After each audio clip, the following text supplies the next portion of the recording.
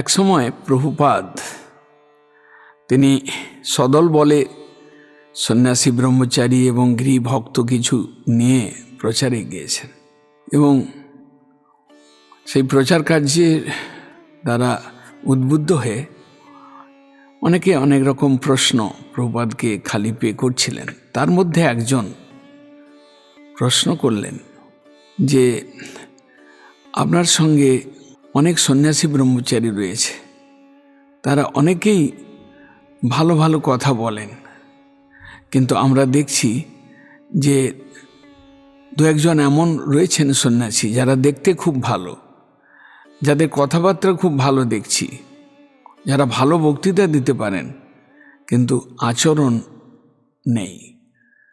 সেই সকল সন্ন্যাসীকে দিয়ে আপনি প্রচার করে যারা তাদের কথা শুনবে তারা তো আমার মনে হয় নরকগামী হবে।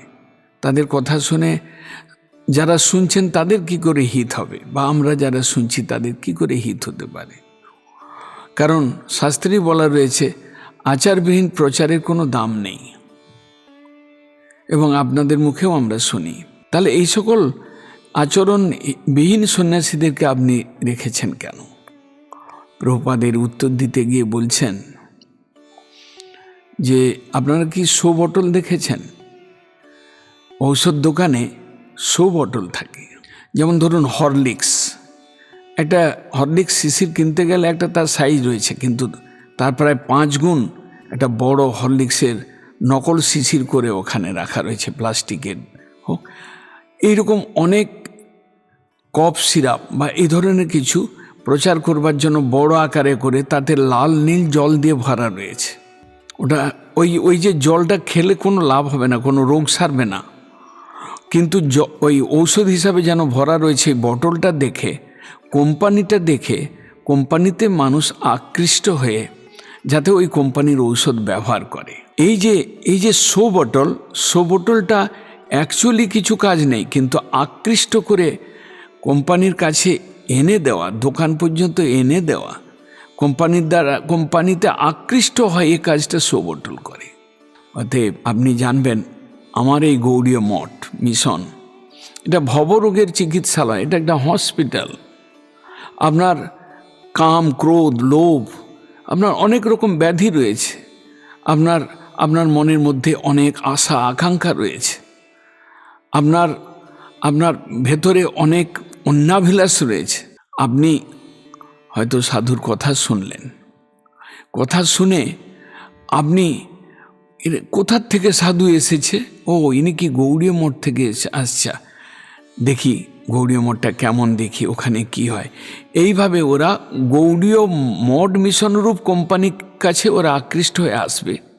সেখানে কৃষ্ণের নিত্য সেবা, আচরণশীল বৈষ্ণব দেখবে, এবং সদ্গুরুকে দর্শন করে যদি কারো ভাগ্য খুলে যায়, যদি কেউ ভাগ্যশালী হয়, সে তখন আকৃষ্ট হয়ে সদ্গুরুর কথায় সে কৃষ্ণ ভজনে প্রবৃত্ত হবে।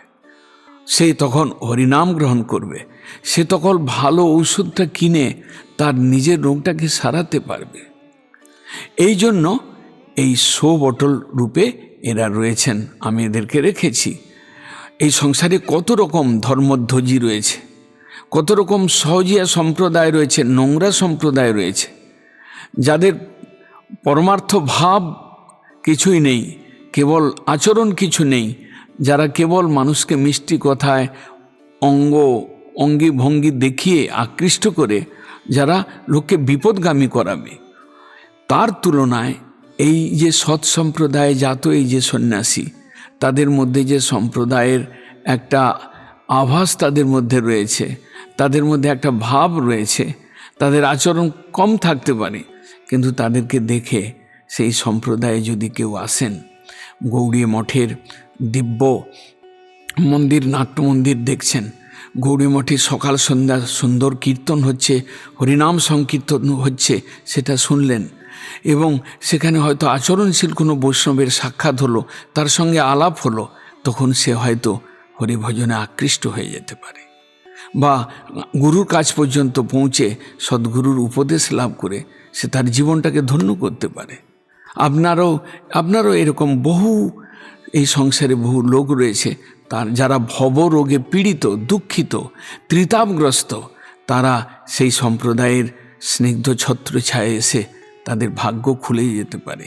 এবং যদি এইরকম একজনেরও ভাগ্য খুলে যায়, তার দ্বারা আকৃষ্ট হয়ে, সেই সন্ন্যাসীর রূপে তার কথায় আকৃষ্ট হয়ে, বাহ্য রূপে আকৃষ্ট হয়ে কেউ হয়তো এলেন গৌড়ীয় মঠে, গৌড়ীয় মঠের বিচারটা বুঝলেন এবং তার ভাবধারাটা সুন্দর এটা জেনে হরিভজনে যদি প্রবৃত্ত হন, তাহলে ওই কাজের জন্য আমি এই রকম সন্ন্যাসী যাদের আচরণ কম, তাদেরকে আমি শো বটল হিসাবে ব্যবহার করি।